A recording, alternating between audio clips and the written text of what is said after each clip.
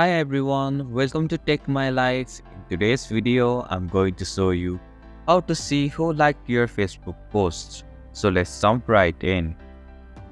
First, open the Facebook app. Go to your Facebook profile by tapping on the profile icon on the top left corner of the screen. Scroll down and find the post where you want to see who liked it.